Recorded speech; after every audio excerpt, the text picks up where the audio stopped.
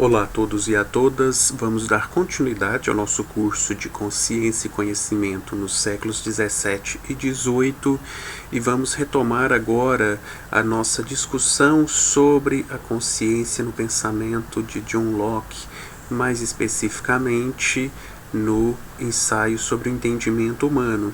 Em nosso primeiro encontro sobre a filosofia lockeana da consciência, eu me ocupei em discutir qual seria a compreensão de Locke do fenômeno da consciência, o que seria estar consciente, e a partir de uma passagem em que Locke entende a consciência como percepção, eu procurei examinar esse fenômeno a partir de uma analogia com a própria percepção dos objetos do mundo externo. Então, se quando eu vejo uma árvore, eu estou percebendo uma qualidade de um objeto externo, no caso da consciência, nessa analogia com a percepção, a consciência seria tão somente o perceber as ideias que estão em nossas mentes. Então, seria isso uma tentativa de definição de consciência em Locke, a partir da noção de percepção. No encontro de hoje, nós continuaremos essa discussão da consciência, mais exatamente começaremos a discutir a separação de Locke, empreendida por Locke, entre consciência e reflexão. Essa é uma separação, essa é uma distinção que não está muito clara no pensamento lockeano. Locke nunca foi muito claro sobre o que é a consciência, tampouco de que maneira a consciência poderia ser distinguida de reflexão. E lembrando que a reflexão seria para o Locke uma fonte de ideias, assim como a sensação é a fonte por meio da qual nós adquirimos as ideias, as qualidades dos objetos externos, a ideia das cores, as ideias de sabor, as ideias de sons, de cheiros, etc. As ideias de reflexão são as ideias das próprias operações mentais. É a ideia que nós temos de memória, é a ideia que nós temos do afirmar, do negar, do duvidar, do acreditar, de todas as operações da mente. Então nós temos ideias das operações mentais, e essas ideias são ideias de reflexão, e para Locke reflexão é uma fonte de ideias. Contudo, e é sobre esse ponto que eu vou me deter mais pausadamente de agora em diante, Locke não é muito claro em o que distingue reflexão de consciência. Então esse é o tópico de nosso encontro: consciência e reflexão no ensaio de Locke. A reflexão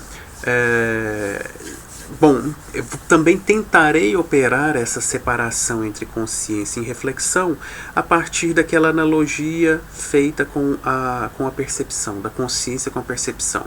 Se a compreensão da consciência como essa percepção interna está correta, e eu acredito que esteja, é possível pensar essa distinção entre consciência e reflexão a partir disso. Aí, no início do capítulo 1 do segundo livro, lembrando que no livro 1 lembrando que o ensaio sobre o entendimento humano é constituído por 4 livros. Primeiro livro, contra a existência de ideias inatas. O segundo livro, sobre as ideias do entendimento. O livro 3 sobre as palavras e o livro 4 sobre o conhecimento. Então, o livro 2 Locke o dedica a explicar os conteúdos mentais, as ideias, sejam elas ideias de reflexão ou sejam ideias de sensação. E então, no início do primeiro capítulo, o Locke vai introduzir, do livro 2, o Locke introduz a questão da reflexão. Após nos falar sobre a sensação, que seria a fonte das ideias de qualidades dos objetos externos, o Locke observa: a outra fonte a partir da qual a experiência provê de ideias o entendimento é a percepção das operações interiores da nossa própria mente enquanto se debruça sobre as ideias que recebeu. Então, essa é a primeira aproximação de Locke do tema da reflexão.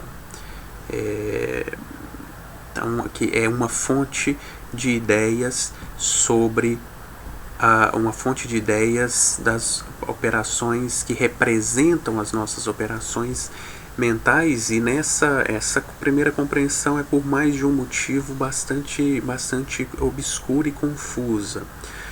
Sobretudo porque o Locke está falando em percepção das operações interiores, como se fôssemos capazes de perceber as próprias operações da mente.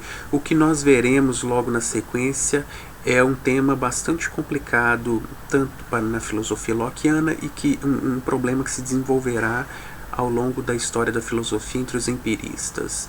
Então, Locke parece sugerir que nós percebemos as operações interiores da nossa própria mente, mas aqui não está claro de que maneira essa percepção ocorreria, e se de modo imediato ou se de modo mediato, por meio de ideias.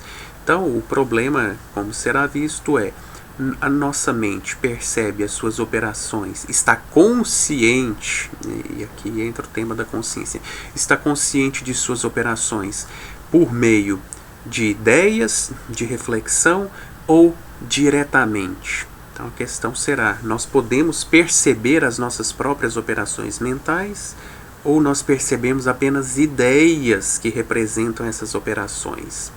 É um tema um pouco complexo para ser discutido agora, que estamos apenas introduzindo o tema da reflexão, mas acredito que isso ficará um pouco mais claro no desenvolvimento dessa unidade do curso em que falaremos do Locke.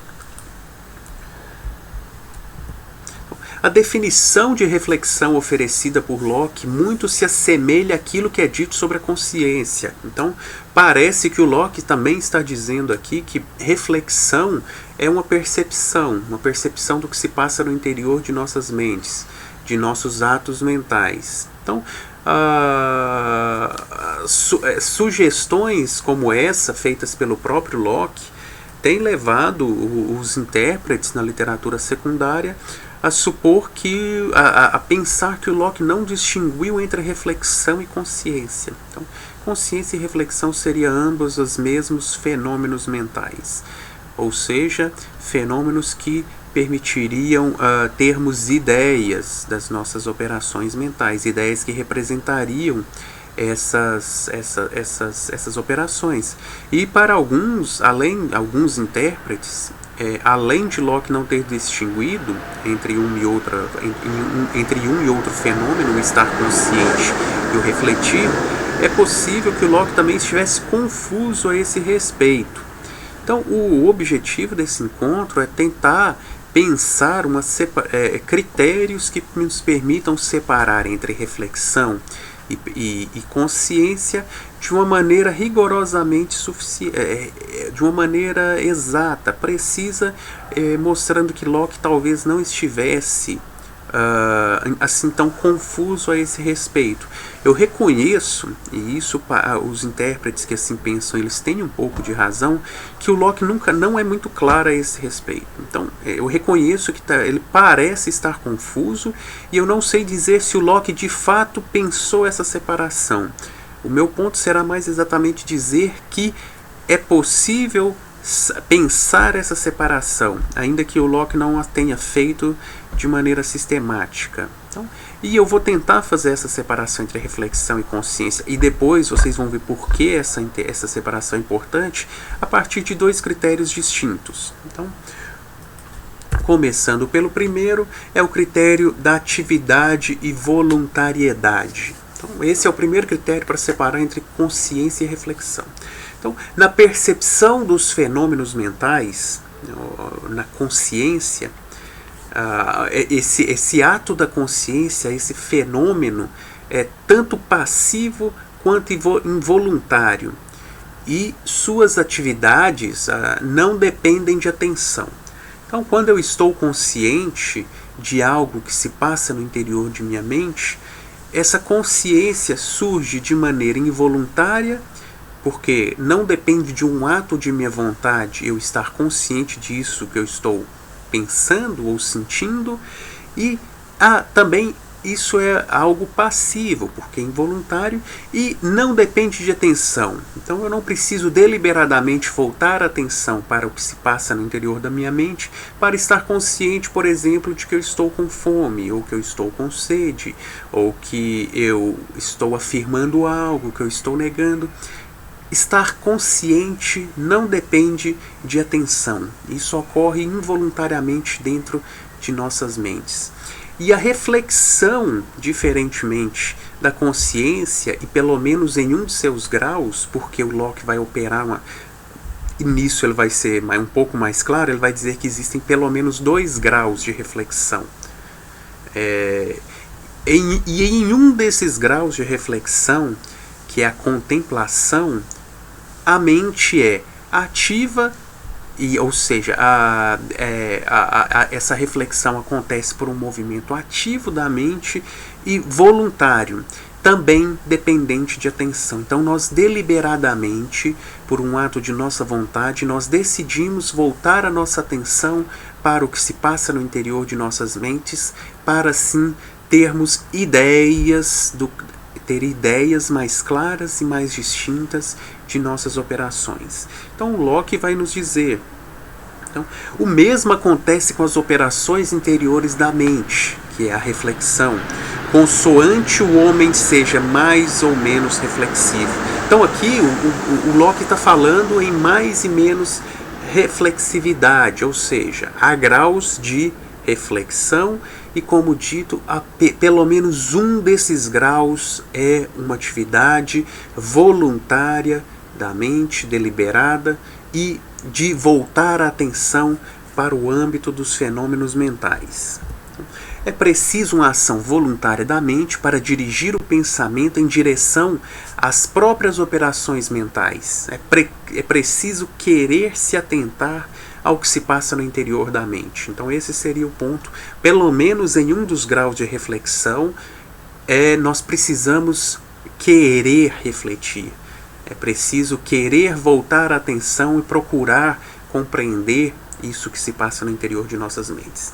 Então o Locke vai nos dizer: embora não seja possível aquele que contempla as operações interiores da mente deixar de obter delas ideias claras e distintas, o certo é que, se ele não dirige o seu pensamento nessa direção, então se ele não voluntariamente, deliberadamente, ele dirige sua atenção para essas operações, se ele não dirige o seu pensamento nessa direção e não as considera atentamente, estará tão longe de ter ideias distintas de todas as operações da mente, como aquele que pretendesse possuir todas as ideias possíveis de uma certa paisagem, ou das partes e movimentos de um relógio, sem dirigir os olhos para esses objetos e sem reparar nas suas partes com atenção. Então, o que o Locke está dizendo é que nós, para formarmos ideias claras e distintas das nossas operações mentais, é preciso um ato da vontade, um ato deliberado de direcionar nossa atenção, o foco de nossa atenção para as nossas próprias operações, para formarmos essas ideias de reflexão claras e distintas.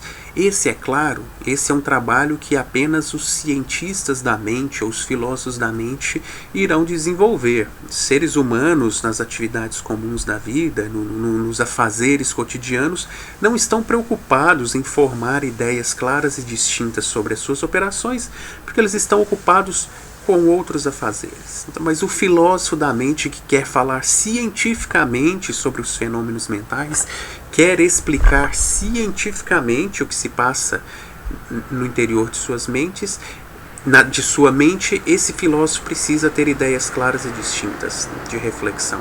Então, como ele chega a formar essas ideias? A partir de reflexão. Então, não basta estar consciente dessas operações. É preciso um ato deliberado, voluntário de refletir. Então, da mesma maneira que nós não podemos conhecer um mecanismo de funcionamento de um relógio sem nos atentarmos para ele, Então nós não podemos nós não podemos conhecer o relógio sem essa atenção devida. O filósofo da mente, o cientista da mente, esse psicólogo da mente não pode conhecer a mente, o funcionamento da mente sem essa devida atenção. Então aqui nós começamos a operar uma separação entre consciência e reflexão. Consciência, a mente é passiva, e a consciência é involuntária e não depende de atenção. Eu sei por consciência do que se passa no interior de minha mente de modo involuntário, de modo passivo, e não preciso sequer estar atento a isso. Para que eu ter ideias claras do que se passa no interior de minha mente, ou seja, para fazer filosofia da mente, é preciso atenção, porque são as ideias claras e distintas que permitirão o conhecimento da mente e suas operações. Então, a meu ver, essa passagem permite a suposição da existência de ao menos 2 graus de reflexão segundo Locke. Então, os graus de reflexão. Então, vamos nos deter um pouco sobre a reflexão propriamente dita, para mais tarde operarmos essa separação entre consciência e reflexão. Há aquele grau superior de reflexão de uma mente atenta a que são devidas ideias de algumas operações da mente que, sem essa reflexão superior, não poderiam ser adquiridas. Então, o que o Locke está dizendo que existem ideias de reflexão que são adquiridas apenas por uma reflexão atenta, por esse grau superior de reflexão. Então, em uma analogia entre reflexão e os sentidos externos, o Locke vai nos dizer: o quadro ou o relógio podem estar situados de tal maneira que todos os dias passe perto deles. Mas, apesar disso, ele apenas terá uma ideia confusa de todas as partes que se compõem, enquanto não se aplicar a considerar com atenção cada uma delas em particular. Então, existem ideias que são adquiridas por reflexão pela reflexão superior, e também a essa reflexão superior são devidas ideias mais claras e distintas. Então, eu não sei se isso ficou claro. Então, reflexão superior nos fornece ideias de que de outro modo não poderíamos adquirir, e também ideias mais claras e distintas dessas operações que, sem essa reflexão superior, nós apenas aprenderíamos de maneira confusa e obscura. Que mais ou menos os seres humanos não filósofos, que não fazem filosofia da mente, têm essas ideias obscuras e confusas sobre o que se passa no interior de suas mentes, tendo muito poucas ideias claras e distintas. Agora, esse filósofo não apenas tem ideias mais claras e distintas dessas operações, como eles também têm ideias que outros seres humanos não têm, por não se deterem sobre essa reflexão superior. Então, sem reparar em certas operações que se passam no interior da mente, elas podem se manter desconhecidas, isto é, delas não se ter ideias. Da mesma maneira que as partes que compõem um relógio ou detalhes de uma pintura podem passar desapercebidos, as partes ou detalhes passam desapercebidos por aqueles que não se detêm sobre sua observação. Então, essa é a analogia. Por isso, essa analogia vem esclarecer por que nós podemos, por esse grau superior de reflexão, adquirir ideias que de outro modo não adquiriríamos. Mesmo passando diante de um relógio, nós podemos não perceber, ter todas as ideias de suas qualidades. Então, da mesma maneira, só pela consciência ou não nos atentando ao que se passa no interior de nossas mentes, nós nós poderíamos não ter algumas ideias. Esse grau superior de reflexão, e esse é um ponto que eu já adiantei, é responsável também pela aquisição de ideias mais claras e distintas das operações mentais. Então esses são os dois aspectos, são os dois ganhos trazidos pela atenção, pelo ato deliberado, o ato voluntário de nos atentarmos à mente, ao que se passa no interior de nossas próprias mentes. Ter ideias e ter ideias mais claras e distintas. Um indivíduo pode ativa e voluntariamente direcionar seus sentidos em direção a algum objeto ou qualidade particulares, dando-lhes a devida atenção e formando a partir disso ideias sensíveis mais claras e distintas do que aquelas adquiridas sem a devida atenção, mais uma vez retomando aquela analogia apresentada anteriormente do relógio ou quadro. O indivíduo pode, do mesmo modo, ativa e voluntariamente direcionar sua atenção em direção ao que se passa no interior da mente para delas formar ideias mais claras e distintas. Então, e aqui a analogia entre o pintor e um cientista, entre um cientista da mente. Então, um pintor tem ideias mais claras e distintas de uma certa paisagem que ele está pintando do que um indivíduo que caminha desatentamente por essa paisagem. Claro, o pintor tem os olhos atentos àquilo que ele está vendo. Da mesma maneira, o cientista tem ideias mais claras e distintas de suas atividades mentais, ainda que todo ser humano seja capaz de ter ideias dessas atividades, apesar de mais obscuras e confusas, visto terem sido adquiridas sem a devida atenção. E o Locke vai nos dizer, dando um nome para esse tipo de reflexão superior, que é a contemplação. Porque, ainda que constantemente estejam a ocorrer na mente quais visões flutuantes, elas não produzem impressões suficientemente profundas para deixar ideias claras e distintas e duradouras, até que o entendimento, voltando-se sobre si próprio, reflita sobre as suas próprias operações e faça delas objeto da sua contemplação. Então, esse grau superior de reflexão, que depende de atenção, deliberação, de um ato voluntário da mente, próprio do cientista, que fala sobre a mente, esse ato é chamado de contemplação.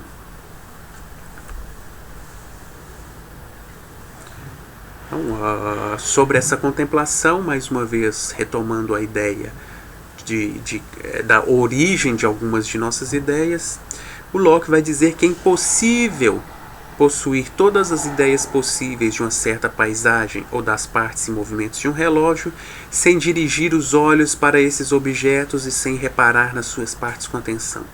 Então, um indivíduo comum jamais poderá conhecer a mente sem realizar esse ato mental denominado reflexão. A mente não é capaz de adquirir todas as ideias possíveis de suas operações sem uma reflexão atenta. Por uma reflexão atenta, que é a contemplação, o indivíduo adquire ideias que de outro modo não poderiam ser adquiridas.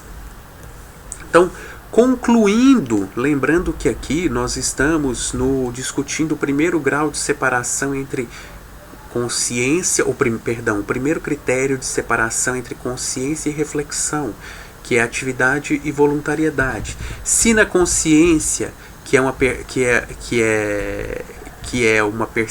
consciência entendido como percepção, nós temos a consciência de modo involuntário, de modo passivo e não dependente de atenção, no caso da reflexão, como visto, pelo menos nesse grau superior, essa atividade depende de atenção, depende de atividade, depende de um movimento deliberado de nos atentarmos para o que se passa no interior de nossas mentes.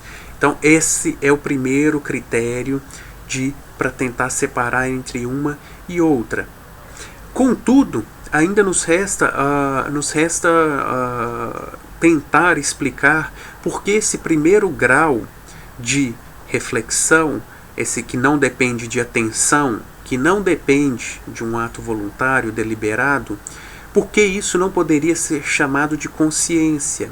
Então, bom, bastaria, a princípio, que nós dizermos que, olha, consciência é um grau inferior de reflexão, contemplação é um grau superior de reflexão. Por quê? Na consciência, esse grau inferior de reflexão não precisa de atenção, não precisamos de atenção, nós não precisamos de um ato de nossa vontade.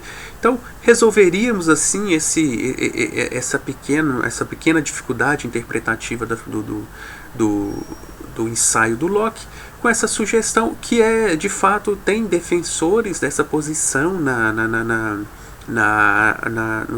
literatura secundária.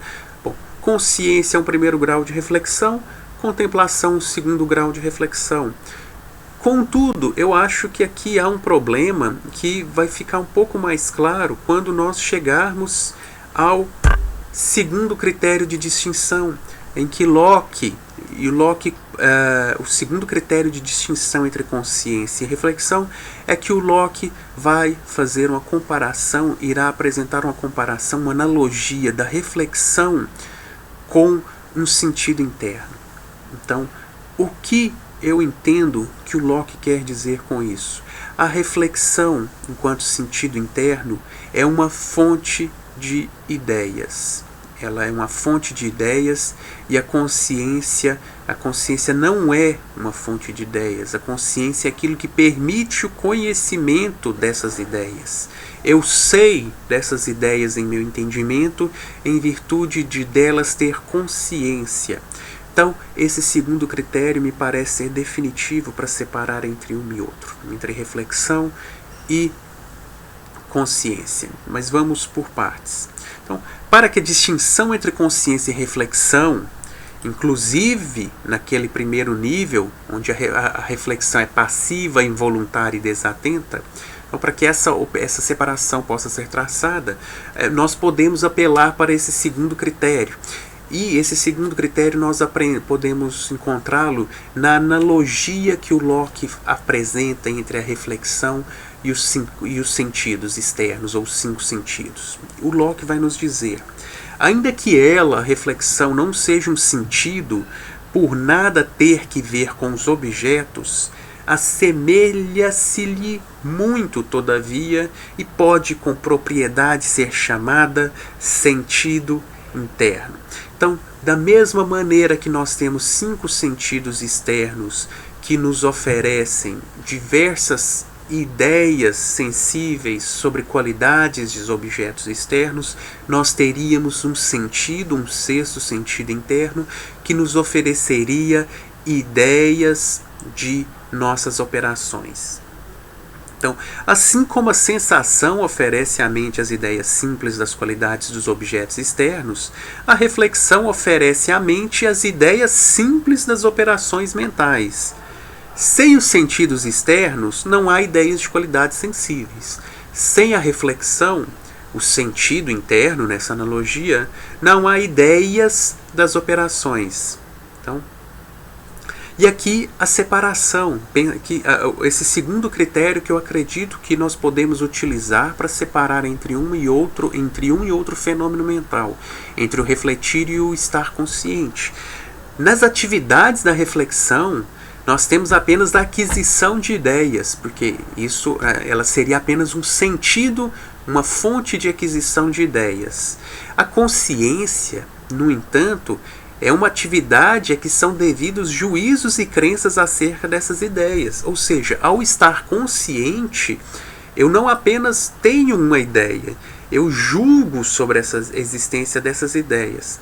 Quando eu estou consciente de sentir fome, por exemplo, então eu tenho uma ideia de fome e eu julgo, eu acredito que eu estou tendo aquela ideia e aquele presente, estou naquele estado mental no presente.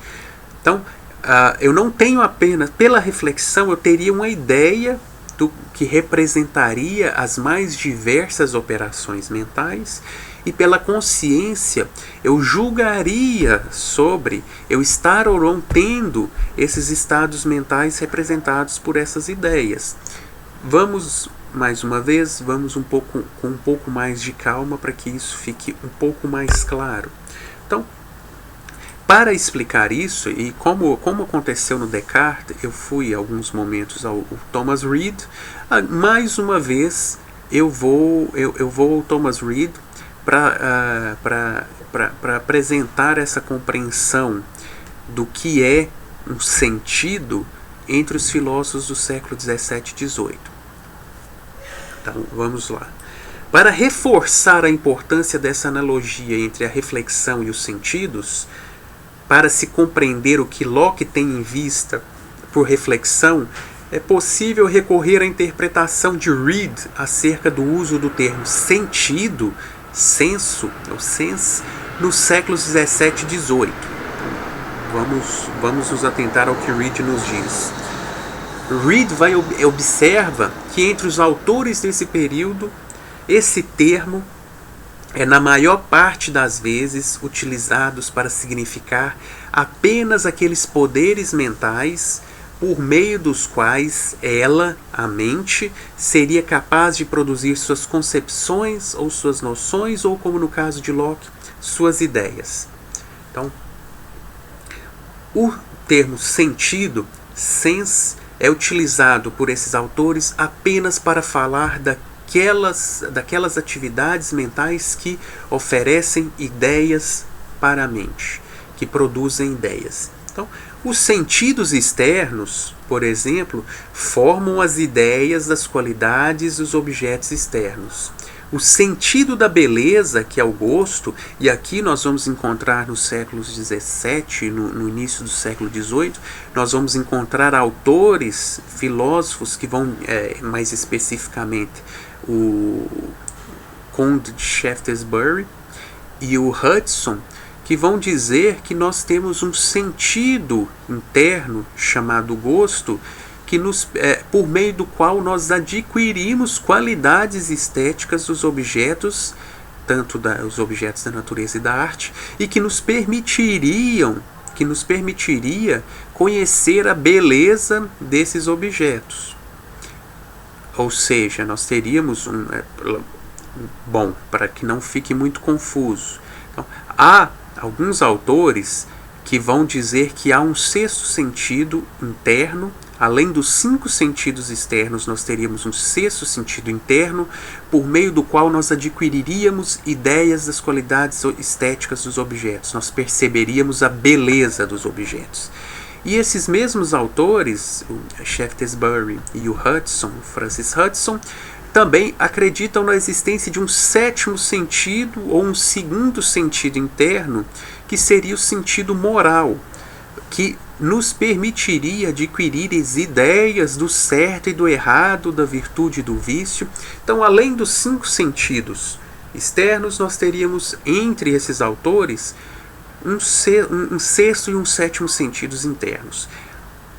E, para esses autores, esse sexto e sétimo, todos esses sentidos, eles apenas forneceriam ideias à mente. Não mais do que isso. E o Reid vai ser um crítico, na verdade, dessa compreensão, porque para o Reid, o termo senso não deveria ser utilizado apenas para falar sobre uma fonte de aquisição de ideias. Nós não temos apenas ideias quando nós estamos sentindo. Nós também julgamos e nós acreditamos. Mas, para esses autores, segundo Reid, todos eles entenderiam que sense, sentido, seria um termo para designar uma fonte de ideias. Então, espero que vocês tenham conseguido acompanhar até aqui. Então, para o Reid, em seu significado mais comum, partilhado por grande parte dos seres humanos e expresso nas línguas, o termo sentido, também pode ser senso, do senso comum, por exemplo, é utilizado para significar não apenas os poderes que fornecem as ideias à mente, mas também os poderes de julgar e acreditar. E o Reid vai dizer: o ver e o ouvir, segundo os filósofos, são chamados sentidos, visto que temos ideias por meio deles. tão somente ideias. Pelo vulgo, eles são chamados sentidos porque julgamos por meio deles. Então, quando nós vemos uma árvore, nós julgamos que essa árvore existe e nós acreditamos na existência dessa árvore. Nós não temos apenas uma ideia dessa árvore. E isso para o Reid, e o que Reid identifica como sendo a posição de todos os filósofos, inclusive a do Locke, quando o Locke utiliza o termo sentido, é que o Locke está falando apenas de a origem, está falando apenas da origem das nossas ideias. Então, vamos lá, agora tentando fechar tentando tornar todas essas ideias que eu acabo de apresentar um pouco mais coerentes, ou pelo menos o que eu quero dizer com isso.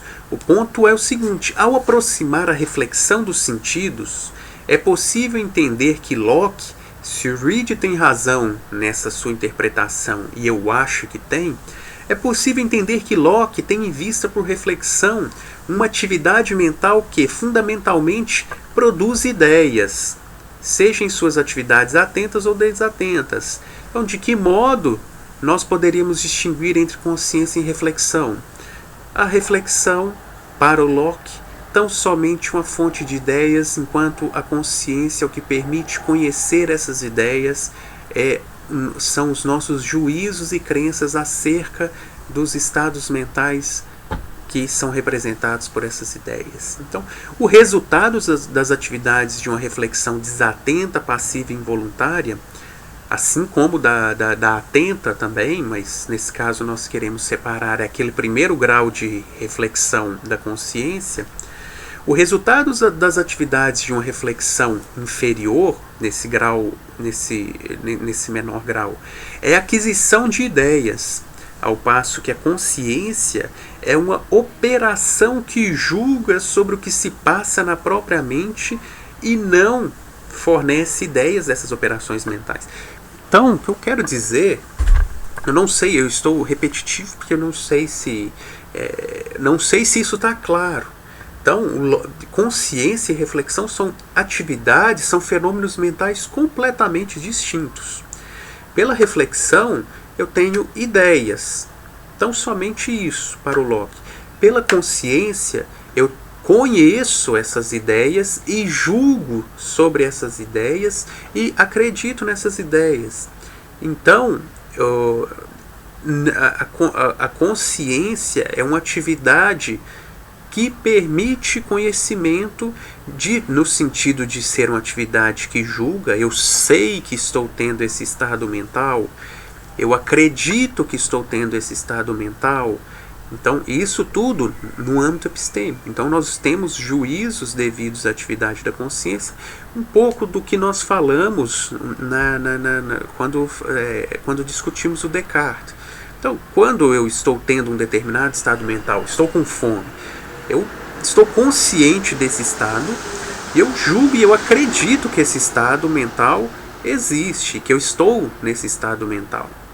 E aqui o Locke também estaria dizendo, ou pelo menos é possível dizer isso sobre a filosofia do Locke a partir do texto do Locke, ainda que ele não tenha sido claro, ou muito claro a esse respeito. Ele está dizendo, olha, temos um sentido por meio do qual nós adquirimos ideias, esse sentido interno chamado reflexão, seja ela em maior ou menor grau, e temos também uma atividade mental, um ato mental da consciência, que é o que permite saber e conhecer sobre essas ideias que estão no interior de nossas mentes. Então, enquanto a consciência é uma percepção que permite conhecer a existência dos fenômenos mentais, então, conhecer o que se passa no interior de nossas mentes, a reflexão é apenas um processo que fornece as ideias por meio das quais a mente conhece as suas operações. Bom, então esses são dois critérios que eu encontro, que eu julgo ter encontrado na filosofia lockeana do ensaio para separar entre consciência e reflexão. Como dito, isso é um ponto sobre o qual os autores na literatura secundária, autores e autoras, têm se dedicado a tentar explicar o que é um e outro fenômeno. Como dito, para alguns, Locke não separou. Locke teria entendido consciência e reflexão como o mesmo fenômeno mental. Para outros, o Locke estaria confuso. E eu, particularmente, pelo menos a partir do que eu digo para vocês nessa exposição, acredito que, pelo menos, é possível separar entre um e outro fenômeno a partir daqueles dois critérios. Na consciência, a consciência passiva e involuntária, a reflexão é ativa, voluntária, dependente de atenção. Naqueles casos em que Locke tem visto aquela reflexão inferior, em que nós temos ideias de maneira involuntária, independente de atenção, nós podemos separar do mesmo modo consciência dessa reflexão inferior a partir desse critério do sentido. A reflexão é um sentido, tal como os nossos 5 sentidos externos. A reflexão é um sentido interno de oferecer ideias de operações mentais. E o que julga, o que conhece essas ideias é a consciência, que está, portanto, consciente dessas ideias oferecidas pela reflexão. Então, agora vou discutir um pouco aquela aproximação que o Locke faz da reflexão com a percepção, naquela passagem inicial que eu disse que parecia um pouco confusa. Então, o Locke, nessa passagem, parece sugerir que a reflexão, assim como a consciência, é uma forma de perceber, de percepção, das operações interiores da própria mente. E nesse caso, quando eu estou dizendo perceber, mais uma vez, eu estou querendo sugerir com isso que é uma atividade que permite perceber, que permite conhecer, que permite saber. Então, a reflexão seria, desse modo, uma percepção interior, como a consciência, algo que permitiria conhecer. É preciso reconhecer que, se na consciência e na reflexão o indivíduo é capaz de perceber seus fenômenos mentais, a consciência reconhece-se, nós vamos reconhecer que, se na consciência e na reflexão o indivíduo é capaz de perceber seus fenômenos mentais, a consciência, diferentemente da reflexão, não é uma fonte de ideias, ela é uma fonte de conhecimento. Então, pela consciência nós conhecemos, pela reflexão nós adquirimos ideias. Pela consciência nós julgamos e acreditamos em nossos estados mentais. E pela reflexão nós apenas temos ideias desses estados mentais. Locke nos diz, essas operações, quando a alma sobre elas reflete e as considera, abastecem o entendimento de uma outra série de ideias que não se poderiam receber das coisas exteriores. Então, isso, estamos falando da reflexão. Tais são as de percepção, pensar, duvidar, acreditar, raciocinar, conhecer, querer. Então, isso são ideias. Nós temos ideias de reflexão, de percepção, de pensar, duvidar, acreditar, raciocinar, conhecer e querer. São ideias dessas operações mentais específicas. E de todas as diversas ações do nosso próprio espírito, as quais, posto que delas temos consciência e a podemos observar em nós mesmos, recebemos no nosso entendimento tão distintamente como as que temos os corpos que impressionam os nossos sentidos. Então, tal como pela percepção de uma ideia, então, pela percepção da ideia de sensação, o indivíduo conhece a existência dos objetos externos, na consciência, o indivíduo conhece, mediante uma ideia de reflexão, a existência de seus fenômenos mentais. Então, o que está sendo sugerido aqui é que o indivíduo, ou melhor, o entendimento se conhece, ou a mente conhece as suas próprias operações por meio da consciência. Da mesma maneira que nós conhecemos os objetos do mundo externo por meio das ideias que nós adquirimos pelos sentidos. Nossa consciência conhece as suas próprias operações, ou a mente conhece as suas operações por meio de ideias de reflexão. Então, nós temos ali um intermediário. O estar consciente é estar consciente de ideias que representam operações mentais. Então, nós não estamos conscientes diretamente de nossas operações mentais. Nós estamos conscientes de ideias que representam essas operações mentais. E essas ideias são adquiridas por reflexão, da mesma maneira que as ideias dos objetos externos são adquiridas pela sensação.